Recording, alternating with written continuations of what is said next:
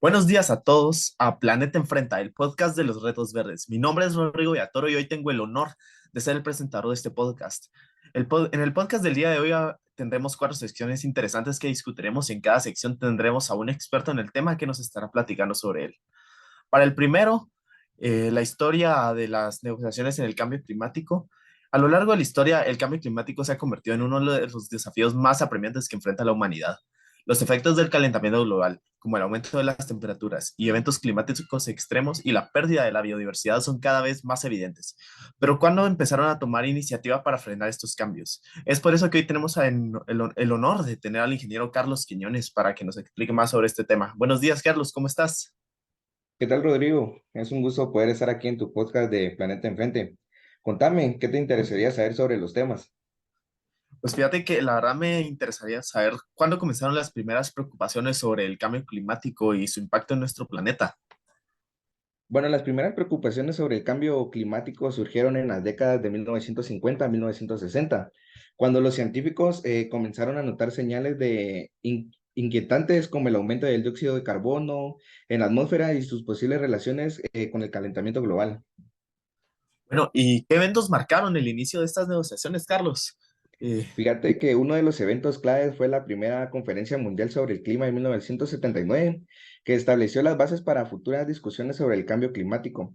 Pero, sin embargo, también la Convención Marco de las Naciones Unidas sobre el Cambio Climático en 1992 fue hito más significativo donde los países se comprometieron a tomar medidas para establecer las concentraciones de gases de efecto invernadero en la atmósfera. Excelente. Y acerca del Acuerdo de París, ¿cuál fue su acuerdo más relevante, sabes? Sí, fíjate que fue el protocolo de Kioto, adoptado en 1997. Fue un hito muy importante, estableciendo objetivos vinculantes para reducir las emisiones de gases de efecto invernadero de los países desarrollados. Aunque tuvo limitaciones, marcó un avance en el reconocimiento de las responsabilidades de las naciones industrializadas en el cambio climático. Excelente. Hablando más de este acuerdo, del Acuerdo de París, ¿cuál es su objetivo principal, Carlos? Fíjate que el Acuerdo de París alcanzó en 2015 un pacto global adoptado por 196 países con el objetivo de mantener el aumento de las temperaturas global muy por debajo de los 2 grados Celsius y esforzar por alcanzar 1,5 grados Celsius por encima de los niveles preindustriales. Excelente, Carlos. ¿Y cuáles son los principales desafíos que enfrentan las negociaciones sobre el cambio climático actualmente? Algunos de los principales desafíos incluyen la falta de ambición en las metas de reducción de emisión de ciertos países, la financiación insuficiente para ayudar a las naciones en desarrollo a adaptarse en el cambio climático y la necesidad de lograr un mayor compromiso y colaboración a nivel global. Ingeniero Quiñones, muchísimas gracias por su tiempo y explicarnos sobre estas negociaciones a lo largo de la historia que han sido muy útiles, ¿verdad? Muchísimas gracias, Carlos. Gracias a vos.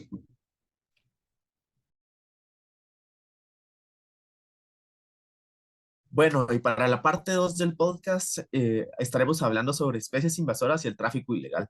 Ahora nos sumergiremos en el apasionante mundo de las especies invasoras y el tráfico ilegal de la vida silvestre. Descubriremos qué son estas especies, cómo llegan a los lugares donde no pertenecen y cuáles son las implicaciones devastadoras de su presencia. También examinaremos las consecuencias del tráfico ilegal y las medidas que se están tomando para combatir este problema. Para esto tenemos al ingeniero Diego Seida para que nos conteste algunas preguntas. Buenos días, Diego, ¿cómo estás? ¿Qué tal, Rodrigo? Buenos días, gracias por la invitación en el podcast. Si quieres, podemos empezar. Bueno, Diego, gracias. Primero que nada, ¿qué son las especies invasoras? ¿Qué es una especie invasora? Muy bien, las especies invasoras son aquellas que han sido capaces de colonizar territorios naturales fuera de su área nativa, con asistencia humana, ya sea directa o indirectamente, y cuyo establecimiento y expansión amenaza los ecosistemas, hábitats e incluso especies nativas, causando daños económicos y ambientales. Un ejemplo de ello es el pez león, que fue una especie introducida que es invasora que causa graves daños a los ecosistemas y los arrecifes del Caribe.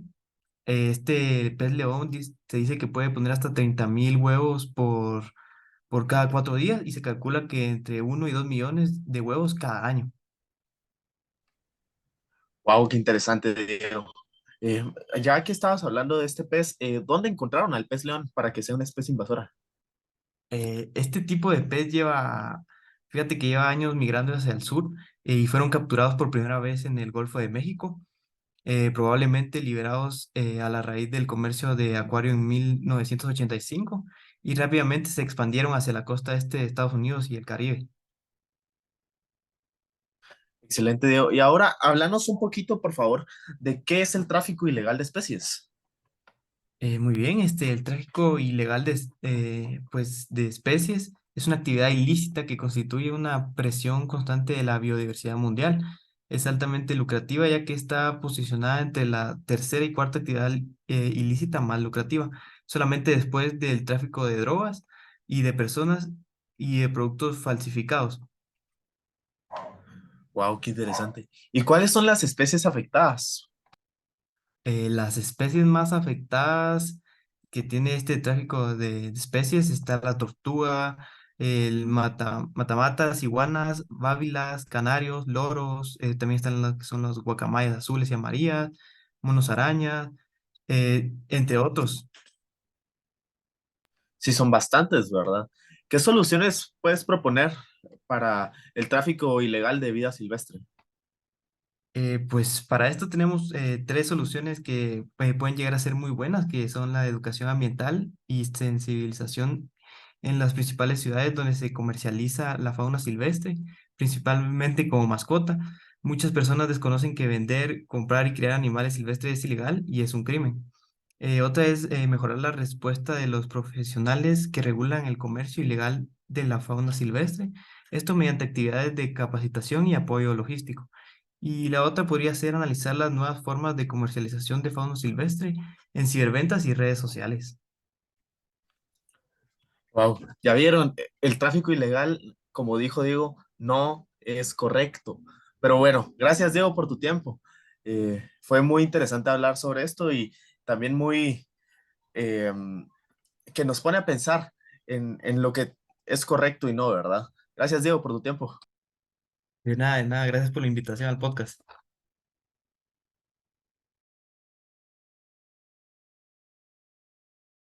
El caso Madre Vieja nos sumerge en la crónica de un río que ha sido testigo de décadas de explotación, cuyas consecuencias han afectado profundamente a las comunidades locales y al entorno natural.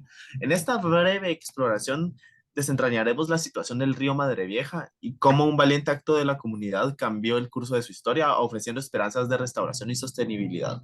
Para eso tenemos al ingeniero Ángel Coyoy para que nos cuente más sobre el tema. Buenos días, Ángel, ¿cómo estás? ¿Qué tal? Buenos días. Muy bien, aquí hablar de este tema es un gusto para mí. Excelente, Ángel. Muchas gracias por aceptar la invitación, ¿verdad? ¿Cuál fue la situación del río Madre Vieja y cómo afectaba a las comunidades locales? Bueno, durante los últimos 25 años, el río Madre Vieja había sido fuertemente explotado para el riego de plantación de caña de azúcar, palma africana, banano y hule, así como para la ganadería. Esto ha provocado que durante los meses de marzo y abril el cauce se secara y causando graves problemas para las comunidades, especialmente en verano. Excelente, Ángel. ¿Y cómo surgió la iniciativa para poder abordar esta problemática? Bueno, en el 2016 aproximadamente 150 pobladores, liderados por el alcalde de Nueva Concepción, Otto Lima, y otros dos sacerdotes, José Luis Páez y Edgar del Cid, tomaron una decisión audaz.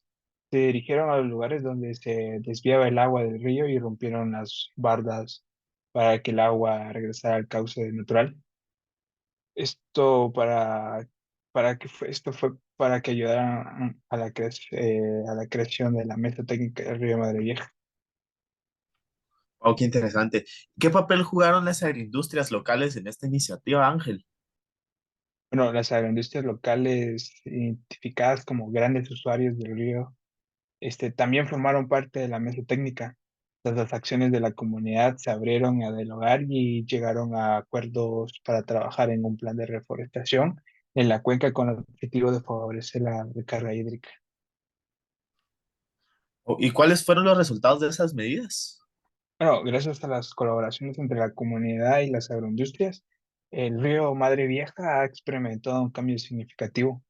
Durante los últimos años, el río ha mantenido su caudal, incluso en los periodos secos, lo que representa un acontecimiento extraordinario para para los pobladores que no veían esto desde hace más de 2 décadas.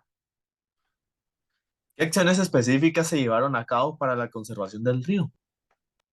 Bueno, además de restaurar el cauce del río, se identificaron 23 tomas de agua y 66 beneficiarios en la cuenca.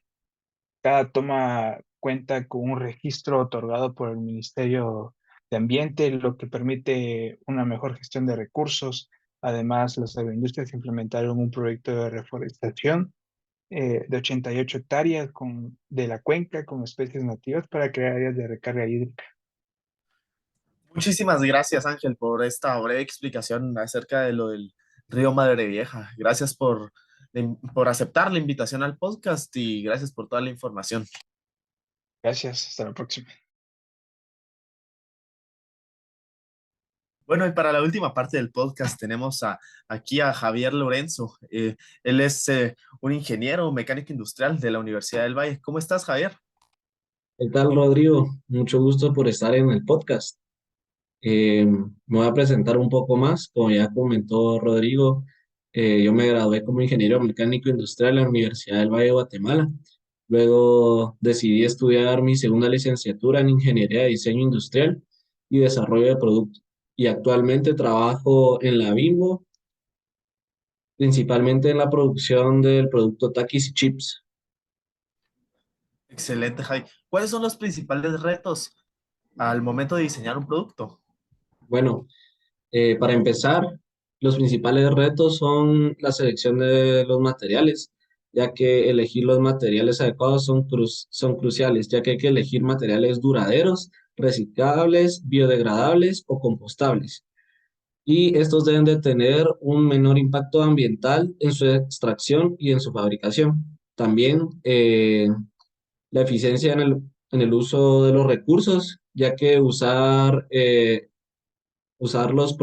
los recursos bien como el agua, la energía y las materias primas es esencial para reducir el impacto ambiental. Y por último, la educación y percepción del consumidor, ya que a menudo los consumidores no están completamente informados sobre las implicaciones ambientales de los productos. Y educar a los consumidores y cambiar su percepción puede ser un reto. Mira, qué interesante, Javier. ¿Y qué rediseño actualmente están pensando para el producto Takis y Chips de la empresa? Bueno, primero que nada, estamos pensando en envases compostables, desarrollar bolsas hechas de materiales compostables como el almidón de maíz o fibras vegetales que puedan descomponerse de manera natural en entornos adecuados, como instalaciones de compostaje industrial. También estamos viendo la alternativa de envases de papel o cartón, ya que considerar el uso de estos, pues preferiblemente de fuentes sostenibles, y estamos buscando pues más la innovación en el diseño con nuevas tecnologías. Excelente, Javier. Y por último, ¿qué consejos le puedes dar a aquellos que quieren iniciar un emprendimiento y quieren que el producto sea sostenible? Bueno, primero que nada, eh, yo los incito a investigar y comprender sobre la sostenibilidad. También buscar oportunidades en el mercado para productos que ayuden en las necesidades mientras minimizan el impacto ambiental. También para optar por materiales renovables, reciclados y de bajo impacto ambiental, eh, que al momento de diseñar productos, que diseñen productos que duren y puedan repararse en lugar de desecharse, ya que esto reduce la cantidad de residuos generados. Y por último, educar a los clientes sobre la importancia de la sostenibilidad y cómo pueden contribuir. Muchísimas gracias por toda la información, Javier. Fue de mucha ayuda y creo que a mucha gente le va a servir. Pero bueno, esto aquí se acabará el podcast Planeta Enfrenta, perdón, el podcast de los retos verdes. Mi nombre es Rodrigo Villatoro y esto estuvo, estuvo bien, supongo, ¿no? ¿No, Javier? ¿Te gustó? Sí, sí, estuvo bien. Muchísimas gracias por invitarme a tu podcast. Gracias a ti, Javier. Saludos a todos.